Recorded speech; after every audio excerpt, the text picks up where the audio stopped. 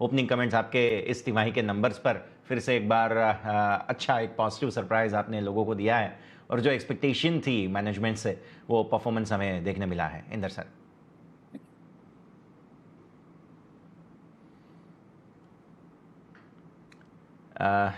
जी sir. तो कैसे देखा आपने इस तिमाही के नंबर्स को? उसके साथ हम चर्चा की शुरुआत करें। जो एक्सपेक्टेशंस थे लोगों के, वो सब पूरे किए हैं आपने। कैसे देखे सर आपने इस तिमाही के नंबर्स को? ओपनिंग कमेंट्स आपके, इंदर सर।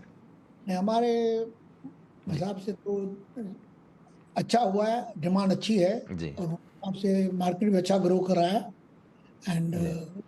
सब मेटल भी सब स्टेबल है और चारों तरफ से डिमांड है। गवर्नमेंट के बहुत प्रोजेक्ट आ रहे हैं और सब जगह डेवलपमेंट चालू है। सब इंडस्ट्री की ग्रोथ है और ओवरऑल मार्केट बढ़ते जा रहे हैं। ठीक है। अच्छा गांधर्व जी, रॉ मटेरियल के प्राइसेस के ट्रेंड के बारे में मैं थोड़ा सा समझना चाहूँगा, क्योंकि एक तरफ हमने देखा है कि कुछ प्रोडक्ट के प्राइसेस काफ़ी ज़्यादा लो नज़र आए थे, लेकिन सामने मेटल वगैरह हम देख रहे हैं कि उसके प्राइसेस थोड़े से बढ़े हुए हैं। अल्टीमेटली क्या मिक्स बन रहा है हमारा, वो हमें थोड़ा सा बताइए, कॉस्ट मिक्स। हमारा केबल एंड वायर का जो कारोबार है वो लगभग जी 90% है हमारी कंपनी के कुल कारोबार में।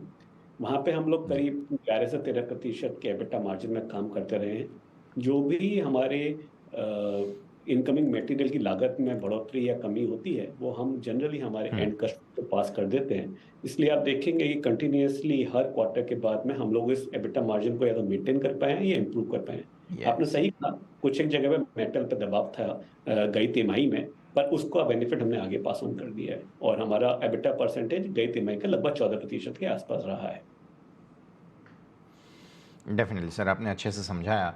अब इंदर सर, मैं समझना चाहूँगा कि ब्रांडिंग पे काफ़ी ज़्यादा फोकस है इस बार, तो वर्ल्ड कप में भी हम देख रहे हैं काफ़ी अच्छा आपने पुश किया है ब्रांड को, तो थोड़ा सा समझाइए किस प्रकार का विजन रहेगा आगे के लिए।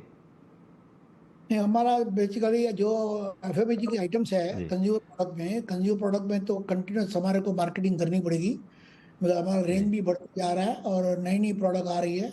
तो बेसिकली उसमें नेटवर्क भी बढ़ाना पड़ेगा, मार्केटिंग के एटी एक्सपेंसेस भी काफ़ी करने पड़ेंगे कि ब्रांड की हैमरिंग होनी चाहिए कि अभी हम कंज्यूमर प्रोडक्ट में, हम्म। हम वायर केबल में तो वैसे ही फेमस हैं और हमें कंज्यूमर में भी ग्रोथ करनी है पूरी प्रोडक्ट में, इलेक्ट्रिकल इकोसिस्टम में। तो हम उसके लिए तो मार्केटिंग का कंटिन्यूस खर्चा करते रहेंगे।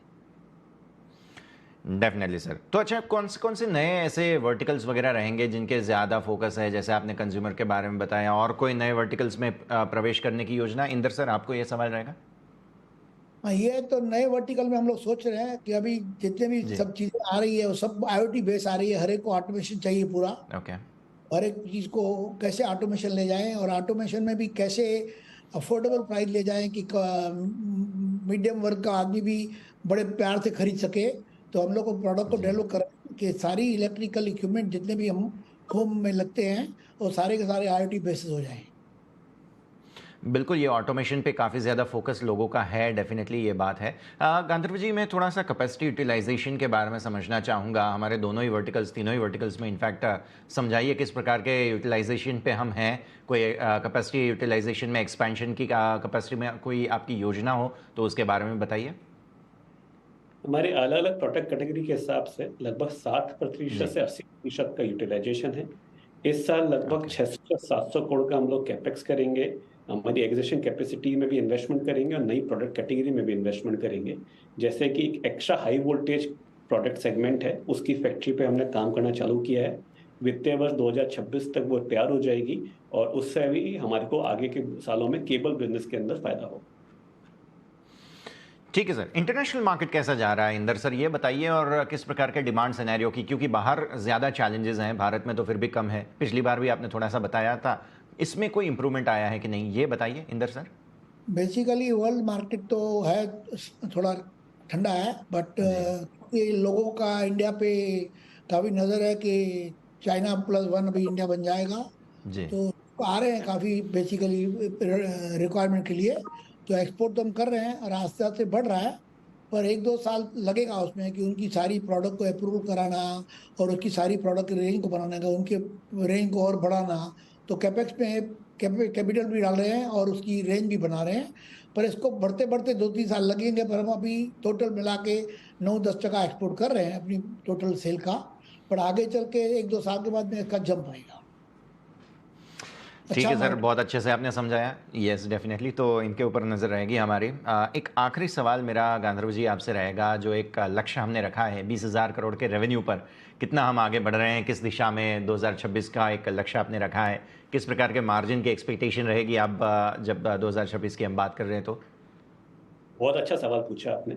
जब हमने 20,000 करोड़ का लक्ष्य रखा था, उस समय साल 2021 का हमारे पास टर्नओवर था जो 9,000 करोड़ के आसपास था। हमें लगा अगले 5 साल में हम 9,000 को 20,000 कर देंगे तो अच्छा ग्रोथ रहेगा।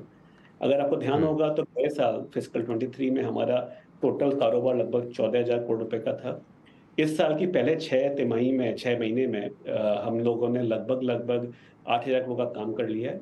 इस समय ऐसा लगता है कि हम लोग 20,000 करोड़ FY26 तक आराम से पहुंच पाएंगे। कोशिश ये रहेगी कि हम उसको उससे पहले भी अचीव कर पाए। जहां तक मार्जिन की बात है, डेफिनेटली। ट्रेडिशनली हम 11 से 13% के बीच में केबल एंड वायर बिजनेस में काम करते रहे हैं। पिछली कुछ तिमाही में वो इम्प्रूव होकर 14% के आसपास पहुंचा है। आगे भी मार्जिन का रेंज लगभग इसी के रेंज में रहेगा। बहुत ज्यादा बढ़ोतरी या कमी होने के गुंजाइश नहीं है।